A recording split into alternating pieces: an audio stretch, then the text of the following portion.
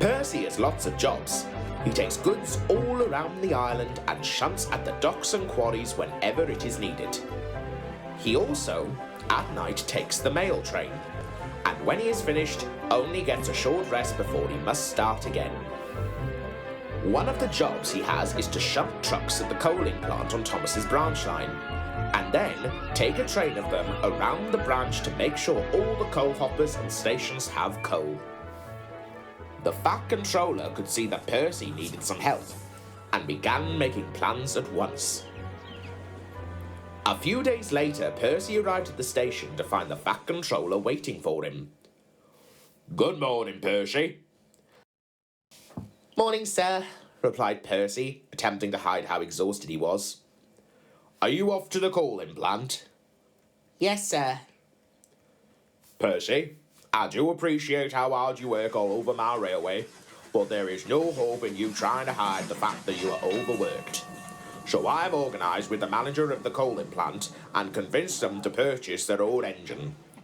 "Thank you, sir." "The engine should be arriving soon. When she does, will you show her what she needs to do?" The Fat Controller had hardly finished when the new engine puffed into the station. "Ah, Percy, this is Lady. Now show her what to do." Percy showed Lady what to do, and while he was teaching her, Thomas, Toby and Daisy helped share in Percy's other jobs.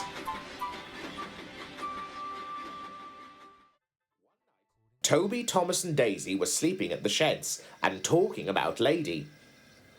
"What a wonderful engine she is," said Toby. "From what Percy has told me, she's a quick learner and a hard worker." "Oh, and she has such style." "She seems to be a wise engine too.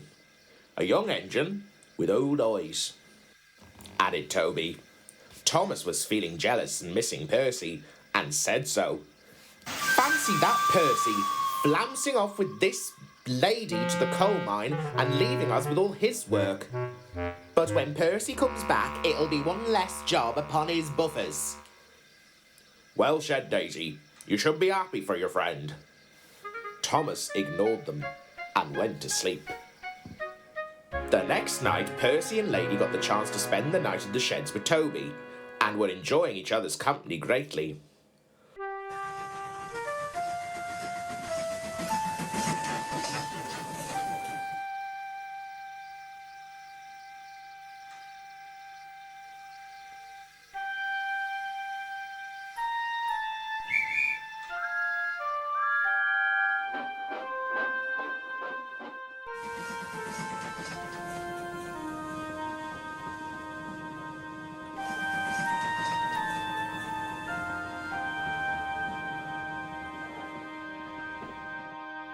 In the morning, Thomas waited at the junction for Edward.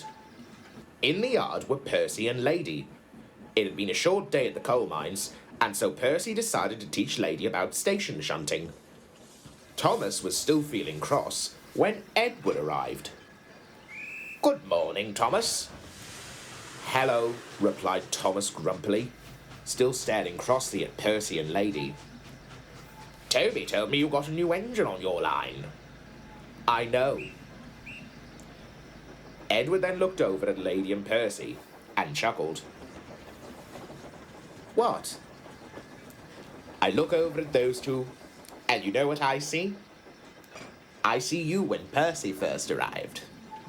I had spent a lot of time with you, Thomas, and taught you everything I knew. And then you left with Percy to this branch line. But all those times I got to travel to this station and see what I see now, that what I taught you so long ago has allowed 2 generations of teachers to spring from it. And perhaps, Edward paused and looked at Lady, perhaps a 3rd.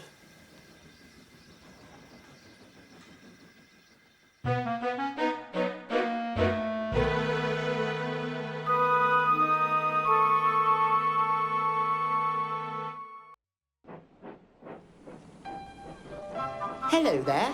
You must be Thomas, said Lady in a sweet and gentle voice. I've been really looking forward to talking with you. Percy has told me so much about you and says I should really be thanking you for the things he has taught me, as he learned it all from you. Thomas just smiled.